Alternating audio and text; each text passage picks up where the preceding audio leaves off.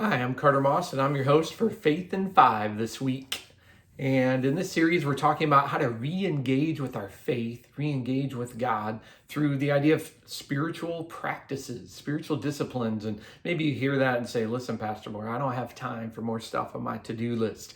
Well, then you're in luck, because I want to talk today about taking things off of your to do list. We're talking about the spiritual practices of letting go of the things that get in the way of our relationship with God, creating more space for us to hear from Him.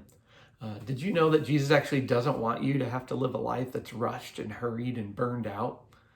In Matthew 11, he tells us that really clearly. He says, "Come to me, all you who are weary and burdened, and I will give you," not religion, not a to-do list, "I will give you rest." He goes on and says, "You will find rest for your souls. My yoke is easy. My burden is light." Doesn't that sound refreshing? So many of us grew up thinking about religion as just more to-dos, and that God just wants to always push us and push us to work harder and harder. And Jesus instead says, "I want to give you rest." And I believe he said that because he knew that we would feel weary and burdened because of this life and this world. And so he says, come find rest in me, rest for your souls. And so I want to talk about two spiritual practices today you can do to help you experience that kind of rest in Jesus. And the first is the idea of Sabbath. This was God's idea from the very beginning, all the way back in creation. In Genesis 1, we read how God created the world in 6 days, and on the seventh day, he rested. Now, I don't know if God truly needed to rest, because he's God after all, but he was modeling something incredibly important for humanity, this idea of Sabbath, and he knew we would need it for our human lives to thrive and to be lived well. He then went on and put the Sabbath into his 10 commandments.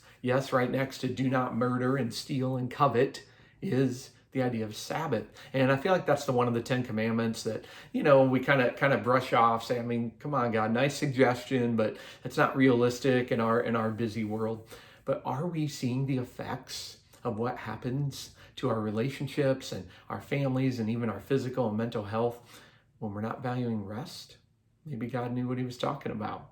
So he talks about Sabbath, and then he reminds people in Deuteronomy 5, his people, he says, listen, you're not slaves anymore. You know what slaves do? They don't get days off. They don't get rest. They work 24/7, 365. But free people get to rest. He says, you're free now. You're under new ownership, new management. And with me, you get Sabbath. And you think about our culture being so hurried and rushed all the time. We can get enslaved to our schedules. And God says it wasn't meant to be that way. I want to give you Sabbath. So our Sabbath reminds us that my worth comes from who I am in God, not what I do for him. And that's incredibly important.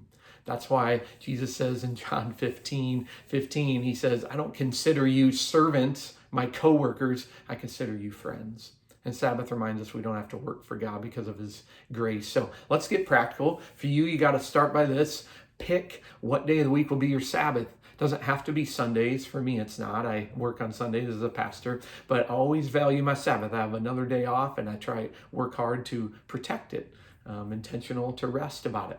And how to Sabbath. It doesn't just mean not to work. It's not the idea of let me just zone out in front of the TV for 12 hours. It's the idea of resting, of connecting with God in spiritual ways. For sure, you can do some mental rest things and go do some fun things, some life-giving things, but also be intentional about some spiritual things, some ways to connect with God. Second practice, it's related to Sabbath. It's the idea of solitude. We read over and over in Jesus' life, like in Matthew 14, that he goes off by himself to pray, and he had so many demands on him, but he always got away from the noise. This is the introvert's favorite practice, by the way, is solitude. And silence and solitude creates space for us to really hear from God, to make sure we don't have an addiction to noise. I love in Psalm 46 and Psalm 37, God says, be still and know that I am God. Be still and wait for me.